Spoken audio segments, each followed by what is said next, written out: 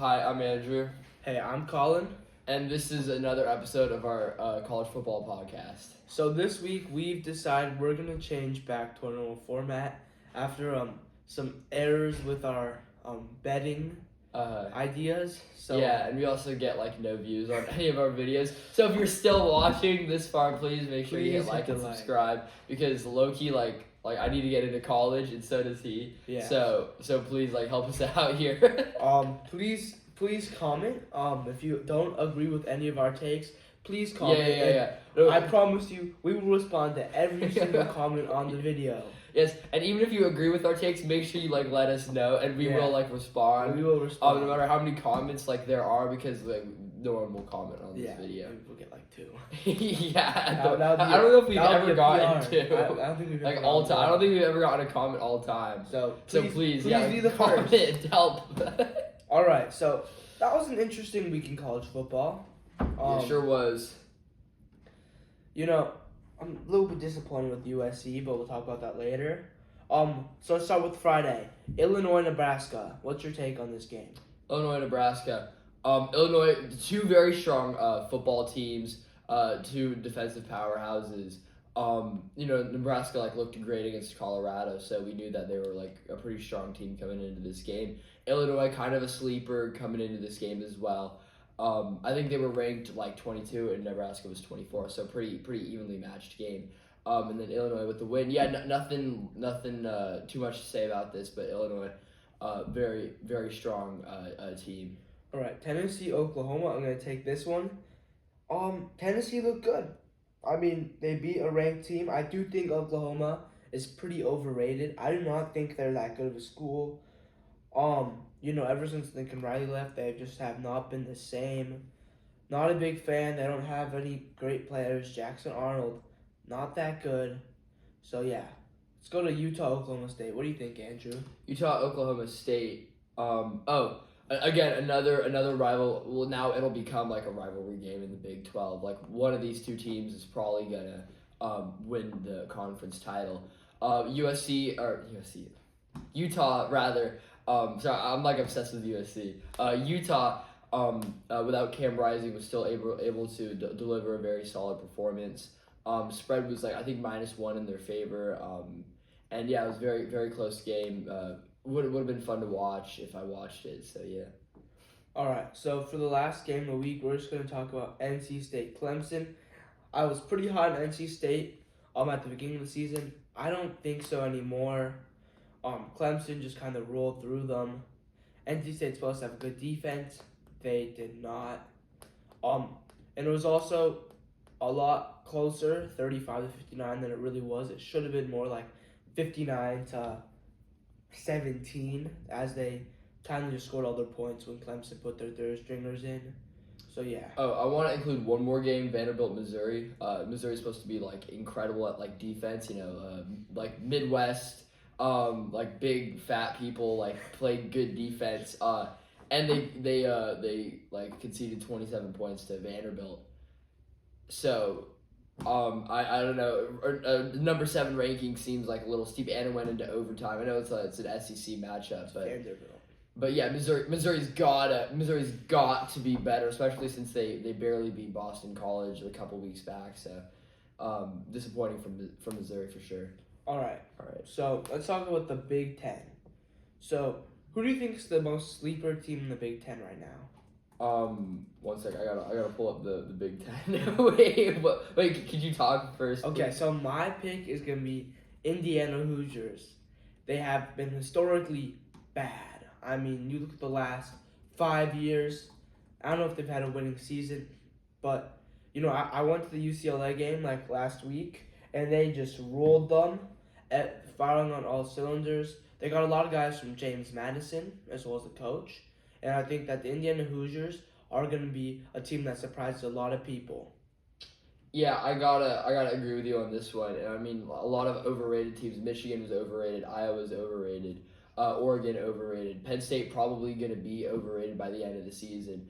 So I think in terms of sleepers, you got headed. I would say Nebraska would be Nebraska and Illinois would be the two other options here, but Illinois beat Nebraska, and just barely. So I'm gonna have to agree. The Hoosiers probably my sleeper pick for the And- Big 12 or Big 10 rather.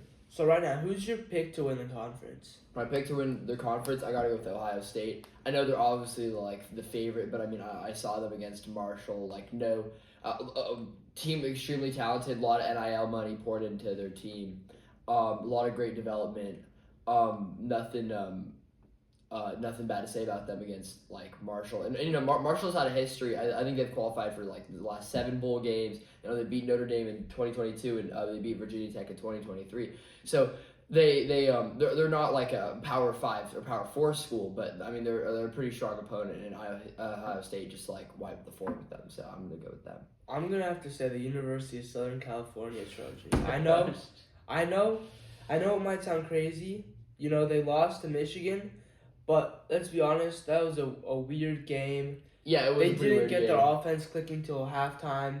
Yep. I feel like, you know, they had a couple errors, but I feel like with some improvement, I think they can make a run in the Big Ten and maybe even win the conference championship. Sure, and we'll talk about USC a little bit later. So if you're like the SC fan who's watching this, if there are any, stay tuned for that. But again, 3 like major like run plays were like the difference in You that can game. take away So 3 missed tackles by a safety, and USC wins that game by easily. at least a touchdown for sure. So who do you think is the most disappointing team so far? Most disappointing team, I'd say UCLA is probably like because you know Garbers was a pretty highly touted prospect, and UCLA has done absolutely nothing. You know, one of my friends is like a UCLA fan, and their dad was like, "We're not following UCLA this year."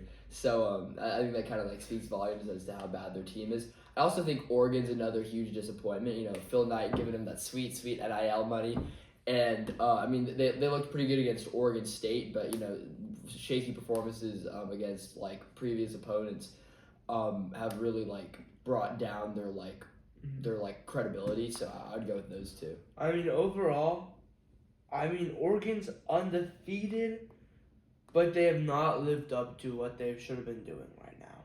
They haven't lost, but they've been reasonably disappointing. Barely beat Idaho, barely beat Boise State. They beat Oregon State, but it was close for too long. I feel like to be a top 10 team, to be a lot of people's preseason Big Ten favorite, you know, should have a great team, one of the hottest teams in the country at the start of the season. They just haven't won by enough. They haven't looked dominant. They haven't been overpowering people like they should. To me, they just might be the most disappointing team right now. For sure. Oh, just out of curiosity, do you want to talk about the Pac-12 and how they're gonna be like some new teams at We it? can talk about that, yeah. Okay. All right. That's that like improvisation that you get here at Andrew and Wallman Yeah. Love CFB. We did not plan to talk about the Pac-12, but now we are. All right, so the Pac-12's added some new teams. UNLV and Utah State look like they're the new targets, but right now it's a lot of teams from the Mountain West.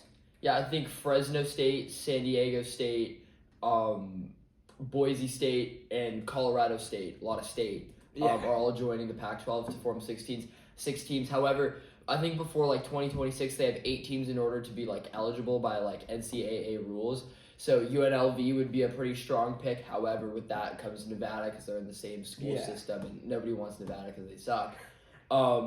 Yeah, Air Force is like a possibility too. You know, they're a pretty like strong program. Yeah, I feel like the reason they're not gonna add it, actually they might, because teams have done that. I just thought the Air Force, since they're a military school, you know, I would see. But yeah, the Pac-12 just looks like they're the improved Mountain West. But you know, there's a lot of teams that they're trying to get. You know, they might even target schools from the ACC, but I don't think so. The ACC looks risky. They get Tulane, Memphis. I think they're just gonna pick up whoever's left, almost. But yeah, it's interesting. Yeah. Glad they picked up some new teams. Huge developments happening with the Pac-12. I know, you know, the conference was like kind of like in jeopardy like for a while. So it's like good for. I mean, it was severely like mismanaged. So it's good that they're kind of getting back on track. No, it's great. I mean, the Pac-12. I mean, it would make sense. You look at how the teams that left are doing this year. A lot of them are doing very well. So it's a little bit disappointing. So we'll see about that. All right. So for the last segment, let's talk about the USC Trojans. Let's talk about them. What do you want to say So, about him? the game Sad. last week, hard to watch. Really hard to watch. But I feel like they just let up too many big runs. The offense, wasn't clicking that well. But Yeah, literally nothing in the first half. All but like 3 points came in the second half, and basically all yards as well came in the second half. Except I think there were 100 in the first half, but like on like the last 2 possessions. So the defensive line needed to do better. Offensive line needed to Offensive do line, better. so bad. Yeah, they Moss kind of pressured on like every throw basically. fixed it a bit, but Yeah, I think like they had a tight end blocking like at the end. But they should have not abandoned the run game. People not named Miller Moss averaged 7.7 yards a carry. So all the running backs, Joyner and Marks, I feel like the running game was underutilized, as well as the fact that we threw it 51 times. I'm sorry, but if you're gonna throw the ball 51 times, they're gonna know you're gonna throw it. I mean, 16 runs to 51 passes. They know the ball is gonna be in the air, and that's kind of the main issue. I think that we gotta have a more balanced offense and stop with this bubble screen stuff. That's just ridiculous. I don't understand.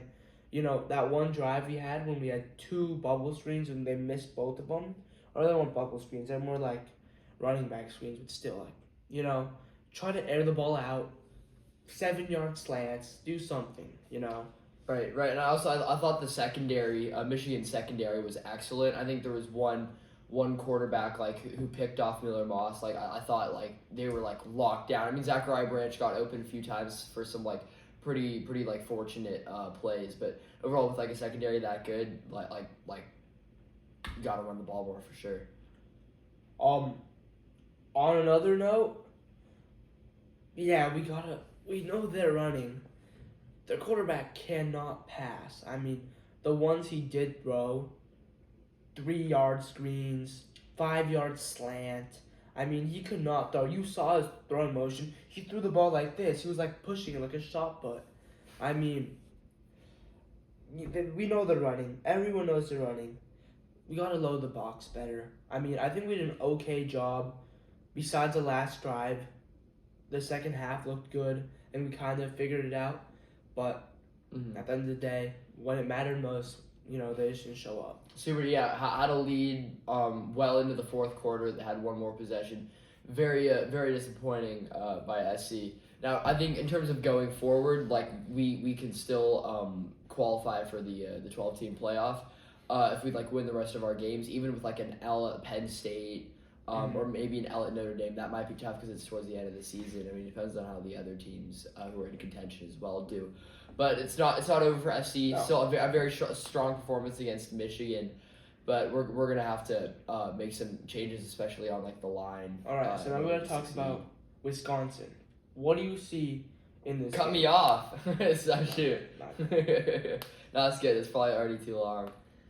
What were we saying? Wisconsin. I think SC is clearly gonna win this. Wisconsin looked horrible against Alabama. I mean, they looked bad against a solid team. They don't really have anything special. Obviously it's Wisconsin. They're gonna run the ball, but at least this year they're not like a crazy running attack like you've seen with guys like Jonathan Taylor. They do have a good amount of backs.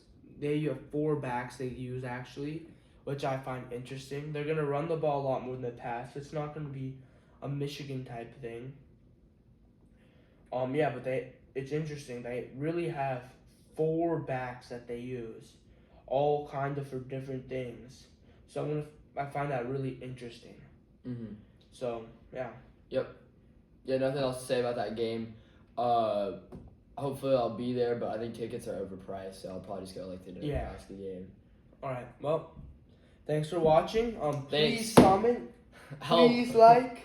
Please subscribe. I need to go to USC, and I can't if this thing doesn't take off. Yeah, well, actually, that's probably not true, but I need everything I can get. Please. All right. Yeah, thanks.